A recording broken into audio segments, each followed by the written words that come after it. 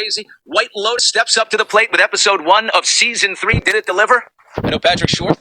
Hi, welcome back to Morbid Sunshine. I've recently watched this interview with Blake Lively's plaintiff's lawyer, and it was just interesting yesterday listening to him because I realised that he said something very pinnacle, and maybe I'm wrong, but it just sounds sketchy to me that he said the thing that, I help both sides, when he was talking about Twigs, who had issues with Shia LaBeouf, and about 5 years ago, she had a abusive relationship she was going through, and that he said, I help both sides.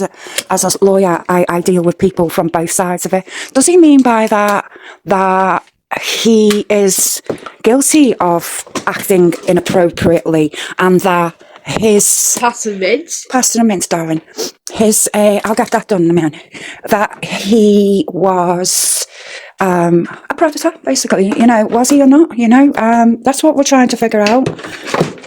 What I do not want to do is not read the documentation thoroughly again, because I feel maybe I missed something here, but it seemed to me that that there was something just not quite right in that statement he made, that it sounds, well, if you work out what I'm saying, what he's trying to say is that, like, he works with victims and perpetrators. And basically, he wasn't insinuating, he just slipped up. He was basically making it sound like Boldoni was completely wiped of any wrongdoing. And then he says that he compared the opposite circumstance with Twigs, and that he works with people who were perpetrators too. I don't know if he meant to have said that, but it come out that way. So I just want to watch it with you guys, and you can see what I mean. 170-some page document that you put out of all these communications with Justin and Blake and Ryan and Jamie Heath, Justin's producing partner, and the publicists and all these people. You basically started building that document the moment you met Justin, and then did you get to a point where you were like, well, I'm just going to make this public? This is all a chain here that people can read for themselves. I mean, if I can look at it and I can look through it and I can see truth, and the client's telling the truth, and I'm hearing truth from others, what are we afraid of? What is it? What are we afraid of? Put it out there. Put the receipts out there. You have them. And look, it's not just me. I mean, you've seen social media. You've seen some mainstream media, certainly not the New York Times, but you've seen social media and these TikTokers and people on YouTube. They're amazing. They're brilliant. Yeah, Candace Owens has been on this like you wouldn't believe. She's a tigress. And the Steph with the deets on TikTok, I mean, there's so many people that are fascinated here, but they're justice warriors. You know what I mean? They see an injustice. And now with metadata and all this stuff, you can track so much of this stuff. I mean, people are doing, you've got free paralegals out there, man. And they, arguably we could live in a justice system one day where those types of people that have that type of information, that are willing to do that type of diligence, should actually be the jury one day. And as you know, they are the jury for years. Because people are canceled. March 9th, 2026.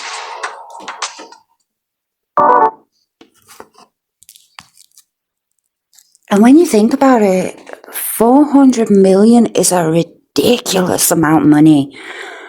And if I'm trying to play devil's advocate today, and if I was Boldoni and I was like CD Boldoni, I would be going for it all. I mean, if you're not going to go for it all, innit? You can't, it's all or nothing in this one, isn't it? You know?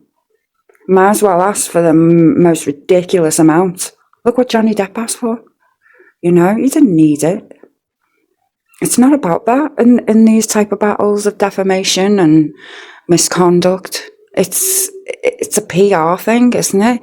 And maybe because he knew that she was going to pull that one. Why would he know? Let's play this one. Why would he know that she was about to do that? You know? Was he preparing for it? Why was he preparing for it? You know? Not preparing, maybe he knew in the back of his mind, perhaps, he did something inappropriate. If he did something like maybe touch a leg or something, or whatever she's saying, we'll get into that, what her allegations are, a lot more today. And we don't want to rule this off with people, even if we disagree with their rudeness. People have a right to be whoever they are. If they're rude, they're rude. You can't just...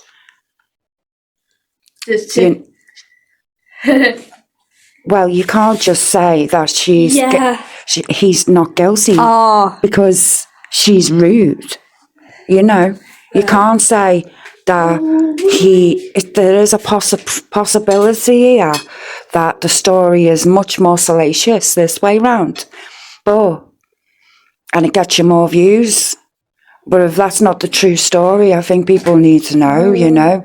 And I have been about that from where I go on this channel. I'm not about gossip or making the most of my view count. I'm here to get the actual truth and see if that helps me get views and get YouTube famous. Who knows? Who knows? But I don't want to make that assumption. I really don't. And I don't think you can have a word in the game unless you've thoroughly explored it all. And, yeah. Prepared to go all the way for 13 more months till the court date. Why is it March of 26? Why can't we get this on a little quicker?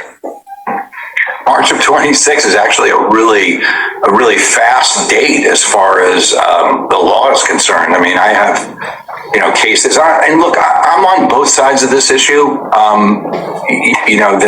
The sexual harassment, domestic violence issues, things like that. I represent Twigs against Shia LaBeouf.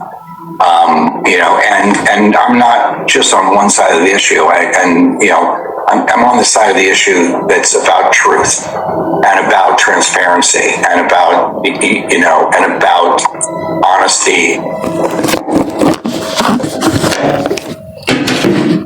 That's what I'm talking about. He's on both sides.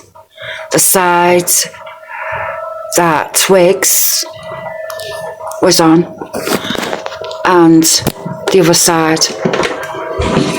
Now, maybe I'm reading into that the wrong way, right? But what that signifies to me, that there's an element of this, doubt. There's a lot of doubt, even, I don't know. I'm not judging this. I mean, I don't want to be picking fights with solicitors and fans of his, but